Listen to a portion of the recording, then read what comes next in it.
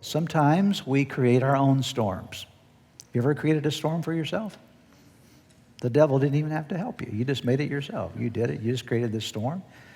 Things that you did in life, choices that you made, and you found yourself in the middle of a storm. This is exactly what's going on with Jonah.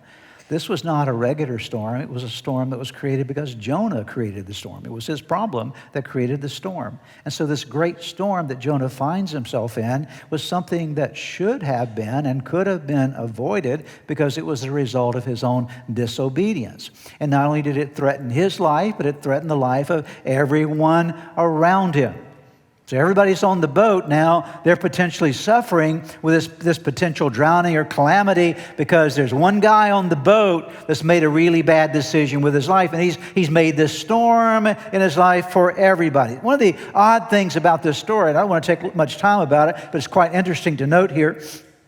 It's interesting to me that when the storm came up on the boat, all the sailors were on the deck of the boat trying to figure out what the problem was. And the Bible says that Jonah went down into the hull of the ship and he goes to sleep. Can you imagine that?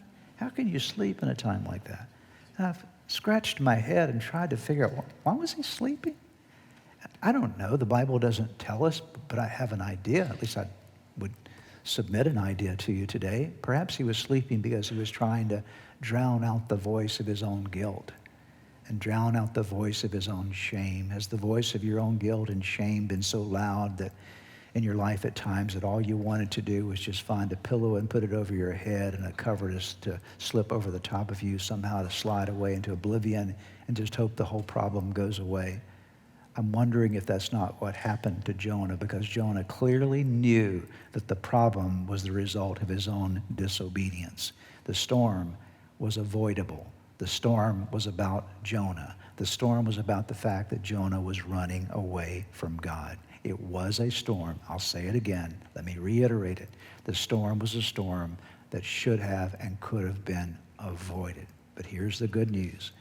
Even though it was a storm that could have been and should have been avoided, God didn't give up on Jonah. Aren't you glad? Okay.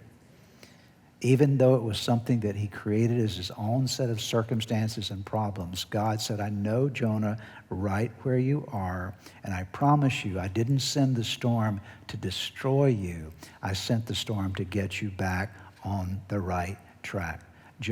God loved Jonah too much to let him find his way all the way to Tarshish. He said, you know what? You're on the wrong boat, buddy. I'm going to send another boat for you and pick you up and take you where you need to be. And that other boat was shaped like a big fish.